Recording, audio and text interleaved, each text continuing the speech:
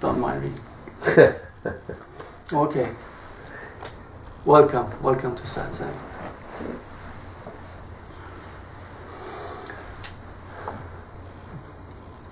When it dawned on me that truth is true, something happened. First, I had the realization that since truth is true, therefore truth is choiceless. And feel it out, please. If it is choiceless, and I realized that it was because truth is true, and what other choice is there except to follow what is true, then something happened. And I found a peace and clarity and inner security that has never left me since. So today what I'd like to discuss really is the truth. It's not a religion, it's not a philosophy, it's not even a belief. It is what is true. Okay? Now, we have to remember too that we cannot define truth because it was, it was that famous writer, I forgot now. He said, you betray truth the moment you articulate it, because you cannot define it. It's beyond definition. The simple reason is you cannot articulate truth is because truth is beyond imagination. See, one aspect which quantum physics are beginning to discover now is that everything is mind. Everything. Mind is thought. Thought is imagination. So everything that you think is real is just imagination. For example, take people, the way they act, their personality and everything else. But it comes down to it when they go to a psychiatrist, psychologist and says what is happening, they say, well, this is your self-image. Okay? Asagiola, the founder of psychosynthesis, said, 95% of your energy is spent protecting, defending and maintaining your self-image. And it's all imagination. So this is where truth comes in. Truth is beyond imagination. Truth is that which never changes. Truth is stability, truth is balance, truth is never ending, never beginning, never ending. You cannot define it, okay? And I'm just still trying to remember the guy that quoted that, because he's one of my favorites, believe it or not. But when it comes to me, I'm going to mention it, okay? So let's talk about the difference between truth and illusion. Okay, I'd like to call it imagination. Because imagination is a beautiful thing. Albert Einstein said, man's greatest gift is imagination. When we see it as imagination and use it as imagination. But the moment we make it real, that's called suffering. You see? Now all the things that make you suffer is all the things that you have made real because they own you. You see? Just for example, an emotion comes, a negative thought comes. What did he mean by that? Maybe he doesn't like me. And you begin to think he doesn't like me. You begin to act from that. You made it real. Now it has taken over and it's part of your personality. And it keeps on festering and growing. You see? Why? Because it has touched your self-image, which is more imagination. Okay, so the difference between imagination and truth is very simple. Imagination is always changing, always. But it can be very beautiful, very beautiful. Creativity, like I said, Walt Disney, or music, art, dancing, whatever, it's all imagination. Acting, theater, it's all imagination. Fiction, movies, everything is imagination, but it's beautiful. But it's imagination. The moment you make it real, you suffer. And all suffering is based on making imagination real. So what is imagination? It is constantly changing. Okay. What is truth doesn't change. Never ever changes. So now I'd like to kind of have a feeling of truth. We cannot figure it out, we cannot define it. I cannot say, well, truth is like this, and then you say it's okay. No. Truth is holographic, okay? And again, quantum physics are beginning to understand that everything is holographic. Holographic means that the smallest fragment is also the whole. The best way to picture that would be the ocean. The ocean is one. Billions of waves on its surface, but each insignificant wave is the ocean itself, because it's the same water. Got it? So even a fragment like a wave is still the ocean, because that's what holographic means. Your nature is holographic.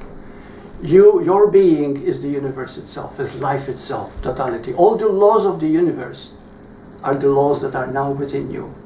What creates growth, germination, nature, makes the world go round, gravitation, everything is contained within you in your own body.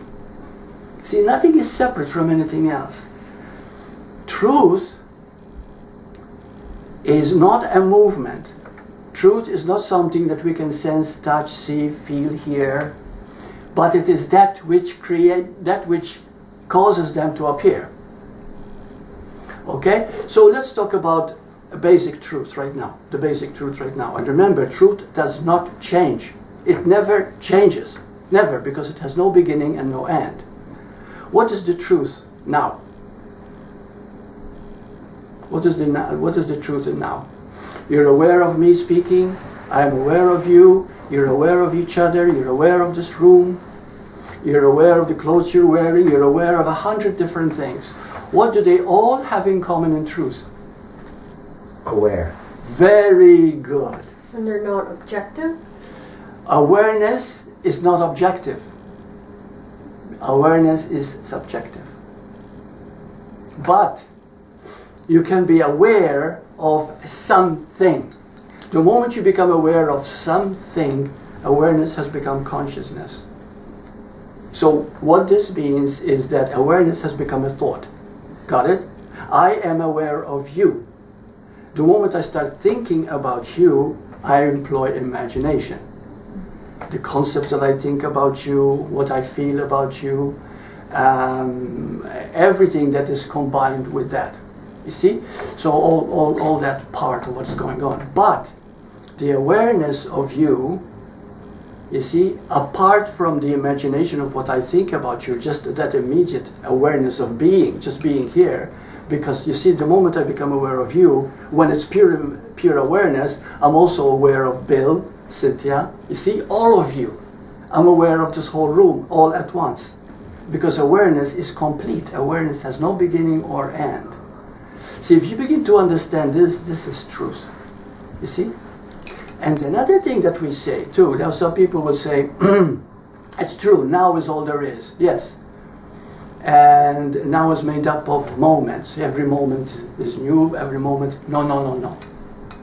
Now is not every moment. This moment is this moment. And this moment is eternal. Are you with me? It's not these many moments.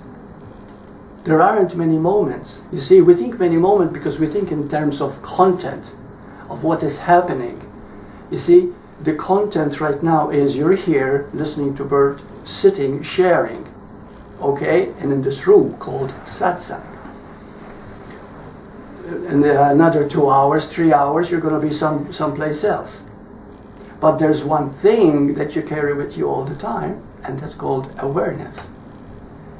And the awareness is always now, this moment. This moment is eternal. And when you begin to understand that, you begin to see that eternal, which is always, okay, has nothing to do with the body or not. And something else, awareness is not yours. How many times we say, my awareness? Awareness is not your awareness. Awareness is. How many of you feel that word is? Just is. It's very, very powerful. If awareness just is, everything just is. We can go and use it this way. You see, everything changes that we see and experience. If we use the experience subjective that produces the objective, then we can see that the objective can lead us to the subjective. In other words, if we use imagination as just imagination, not real, it can lead us to what is real.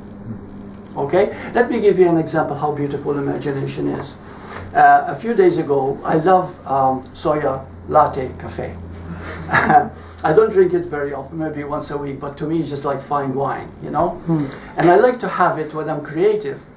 So I have what I showed Liz, I have what is called an Alpha Smart.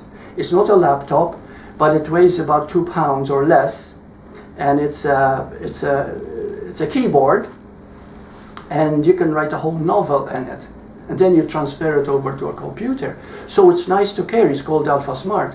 So I carry it with me, most places that I go to. I sit down and have a soya latte and I write. Now I sat down next to the window because sometimes these places, the cafe places, are very dark and I don't see the keys. My sight is not perfect. And so by staying in front of the window, there's light, and I was looking out and I saw a tree. And it's an ordinary tree. And as I looked at this tree, I kept staring at it, and I had a beautiful spiritual moment. I saw this tree, and I saw the branches, and the branches that emanated from this tree were in perfect balance. It wasn't lopsided, it wasn't heavy on one side or another, it was perfectly balanced. And in the perfect balance of these branches, the leaves were also perfectly balanced. There wasn't one branch without leaves and another one full of leaves. It was all perfectly distributed. And what's even more, as the sun was shining, it was reaching every leaf of that tree. And in that moment, as I kept looking at this tree, I felt this overwhelming feeling of love. Not for the tree, but for its signifying the balance, perfection, and isness of the moment. You see? Now that is truth. So the imagination, which is the tree, because the tree is made up of the mind, you see, you might say, but Burt, what do you mean the mind? If you go and touch it, you can feel it. It's there, it's solid. Yes, of course, because the senses have sense of touch, hearing and seeing and everything else. But that doesn't mean that is actually happening except to the mind. In the same way, you know, somebody said, if a tree falls in the forest and there's no one to hear it, does it make a sound? Many people said, yes, it makes a sound. No, it doesn't. It creates a sound wave. But it needs the ears to hear that sound wave. Right now in this room, there are all the sounds possible to make you send an email, to make you listen to a radio that's sent from 100 miles away, because all sounds are here. But you don't hear them right now. But you need a sensing mechanism to make it possible. So sound doesn't take place, but it takes place as sound waves. Everything is filled with sound waves. Everything is filled with electrical energy. But in order for us to harness that energy, we need tools to make them visible and hear them, make them practical. Okay? So therefore, imagination is based the same way, mentally, and then we look at it, but if we make it real, then we're stuck. Then we cannot grow mentally. We just become, you know, there are some people who never grow up. They grow, 20, 30, 40, 50, and they're still morons. Excuse me the word, saying the word. But what happens is because they do not see beyond it, you see? But when you see beyond it, you go deeper, you begin to see the truth. So if I was sitting there with you, looking at the tree, and the way you described it I may look at it and not see any balance in the branches, not see anything depending on just what's going on in my mind or what's That's right. That's going. right. That's what I was going to say. Very And good. your actual description is Bec- sort of beyond the became words. possible. That's right, because I was beyond Burt at the moment. Thank you. That's beautiful. See, this is what I'm trying to say. When we experience the imagination of everyday life and see it as imagination and see it as it actually is, we begin to go beyond it.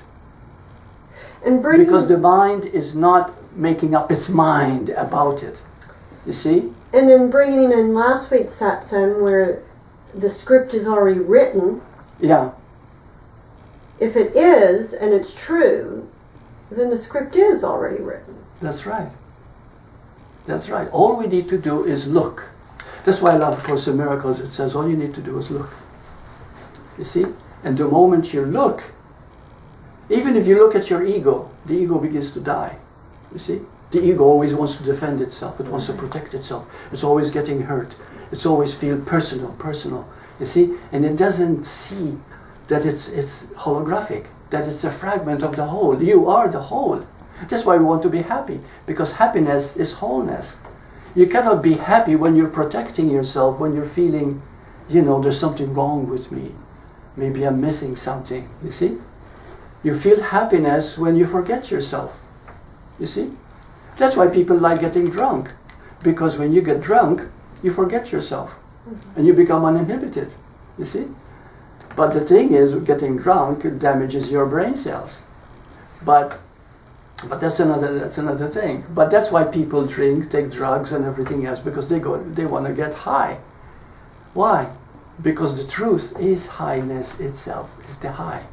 It is the whole. We always want to feel whole, which is happiness, which is joy, which is peace. I read something just a few days ago. It's a beautiful true story, and she's still alive. A Russian woman was talking about democratic ideas and very political. And anyway, so some communists, being in Russia, some communists got wind of it and they saw her as a traitor, so they put her in prison. And this woman was beaten every day. She was tortured, she was raped. And they put a guard next to her door and in a very small cell, and she was supposed to stand all day. If she were to lie down or sit down, the guard would go in and beat her up. And then when she sleeps at night, she sleeps on a cold slab and the light is on. So after a few days, she thought she was going crazy. She was going insane. And something in her, she must be a very aware lady, because something in her cried out and it says, God, I'm going to lose my mind. Please help me. Give me strength to bear with this. Give me strength. And anyway, to make a long story short, one day, even after a beating, she woke up. She woke up spiritually. She experienced truth for the first time. And when she experienced truth, she actually saw the guard who was guarding her all day long. She felt compassion for him. Now imagine how she is, only one meal a day, being beaten every day and treated like an animal. She looked at the guard and says, poor guy. He's caring for a family. His job is to guard me and beat me up if he sees me sitting down. That's his job, she says. She felt compassion for him. And she was actually in joy. Now, what happens with this communist is when they saw her being so joyful and at the same time being frail, almost on the point of death physically, and she doesn't care because she's in love with God. You see? You know what they did? They let her go because they thought she went crazy. And now she holds satsangs.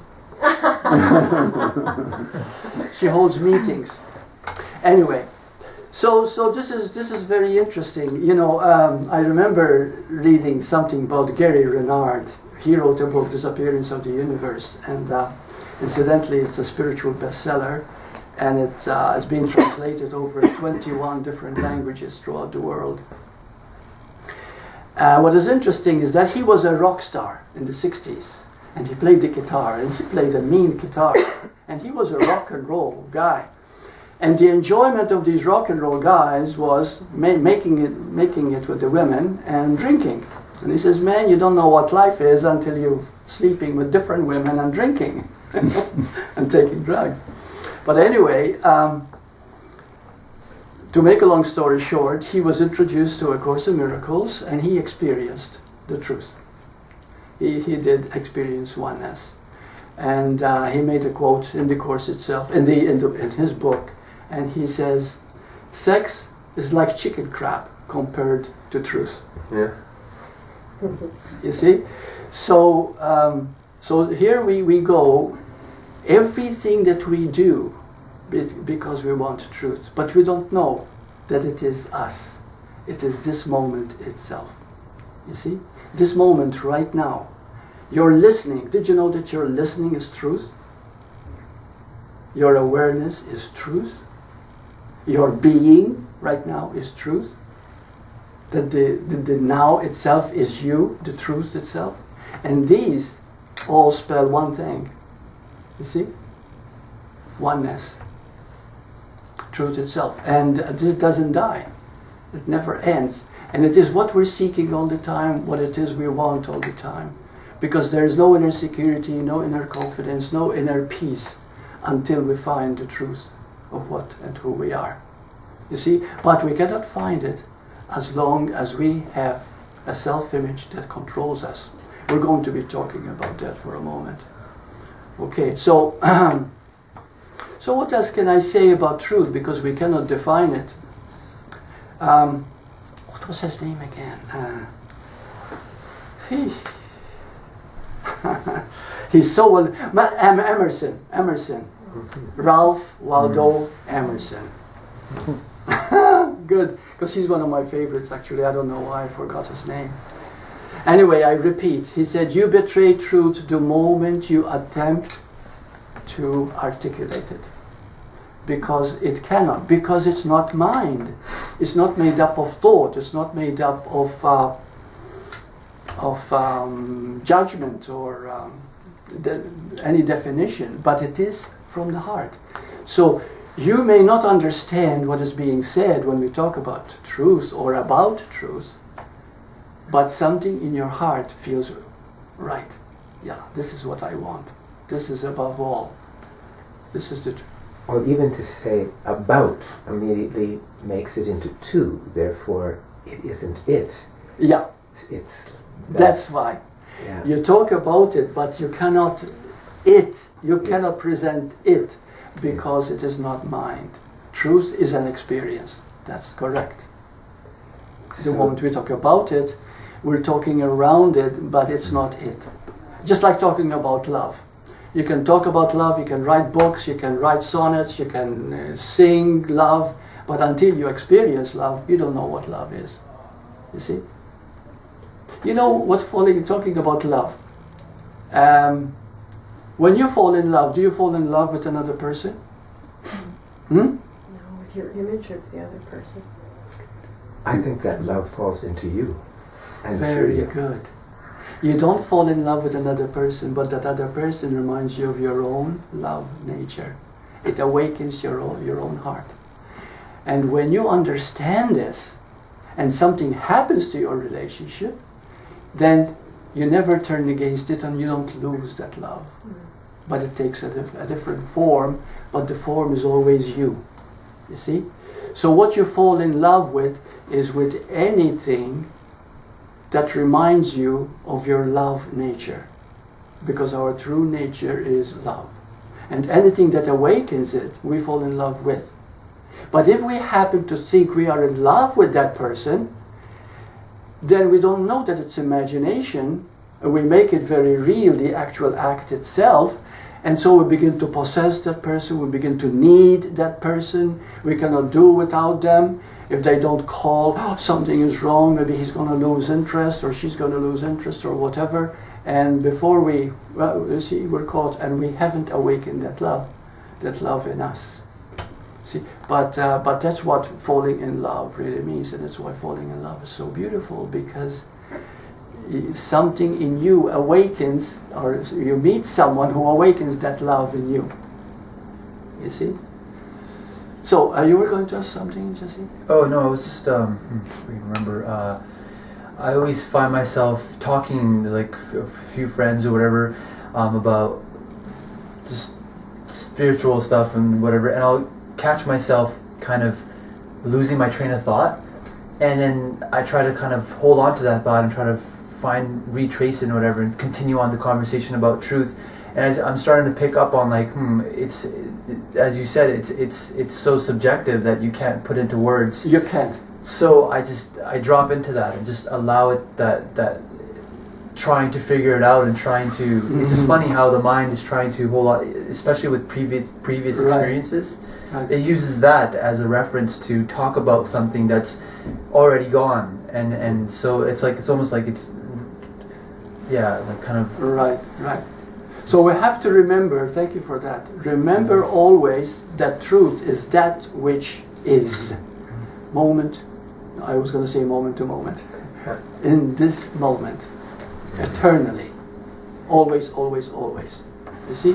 And this is why meditation is so beautiful, Cynthia. See, because when you become very still and enter that space. Now, if you have an intention to achieve something, then, and most meditations in the beginning are techniques, then you may achieve your goal, but you do not necessarily lead you to truth. But when you get in touch with meditation as it actually is, and you start listening, you see, you start listening. Do you understand when I say listening?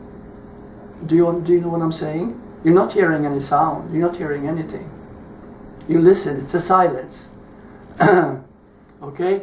Like, for example, when I looked at that tree, okay, what happened? I became quiet. I listened to that tree. And that tree talked to me. And it showed me its balance, its harmony, its beauty. You see what I mean? So we allow to listen. But the listening is not to a sound. The listening is not to a gesture. It's a tuning in to what is at the moment and going beyond its fluctuating form. I get hooked up on experience, but there's always an experiencer there, and therefore truth slips out the window. But to be able to have the reflection without having a clinging to that reflection of awareness, to be able to not become attached to even the experience of the joy of awareness. Right. Because very good. Any attachment, any need to hold on to it, it separates you from it. Yes. You see? That's the... And the point is to be it. Yeah. Any separation from it is all the suffering that we know. Right. We actually are it and separate ourselves because we want to get it, which is a joke. Which is a joke. Because when you listen, you're already getting it. But you don't know you're getting it. You're just in the joy of that moment. Yes. You see? You know. You just like making love. You don't check how you're doing. You just enjoy it, right? You know. So in other words, what I'm saying is you become the moment. And when you become the moment totally, then you are the experience. You see? And you don't separate from it. It's the Course in Miracles is very beautiful. It says, all suffering is a separation from God. And when we talk about God, we're not talking about an entity or religious figure. We're talking about silence. We're talking about oneness. We're talking about love. We're talking about truth. You see? So, okay, now the question is, and we can use the change to find the changeless, as we've already discussed in imagination. When you look at anything, when you listen to it, it takes you beyond itself. Just like listening to a person, you're talking to a person. And in the beginning, you're watching the body, you're watching whether you like their looks or not, you're watching their clothes. So you're very superficial, you're very surface. But then there comes a moment when you're really listening and they really grab your attention. You're one with them, in other words. Okay? You begin to feel a connection with the person. And at that moment, there's love. But there is no separation. That's what the love is. See, there is no separation. He's this or she's this or, you know. Okay? So that's what real communication is, reaching levels. But communication is still imagination. It's still made up of words. You see? Which are symbolic. You know, they're not the truth itself. But the words, when you become one with the words, you become one with it, it takes you beyond itself. It takes you into that feeling of now without an image. So now, I had this, someone wrote me this, and I get emails every day from around the world, hundreds every week, and I devote 2 hours every morning answering these emails. Now, I receive many like this, but the reason I'm going to read this one specifically, it is because this person that wrote it, they have insight, they are very sensitive, and they're definitely intelligent. But there's one thing they missed, so I'd like you to listen to it. I told this person that I'm going to read it at Satsang. Hello, Burt. Sometimes it feels very disturbing to see our ego dancing before us and ourselves not able to detach from its stories. It is upsetting to know the hidden motives behind our actions which we never suspected of playing the trick. Most of the time, these are our fears, defenses, pride, judgment, anger, etc. Because of ego, I cannot forgive myself or others. I cannot forgive my ego. Rarely do I do something because of love. Mostly it's ego. Even the personal love was only ego. I never loved the person for what he was and his being. The rejection I felt was my ego. This feeling of being trapped in ego is surfacing at an increasingly greater rate, and it is frightening. As if I'm watching my ego desperately trying to survive. I wish I could die now into something unknown, not wanting to know what. I find myself unable to help this frustrating situation. Will it end? Why am I so powerless? Why ego is so much intractable? Please help.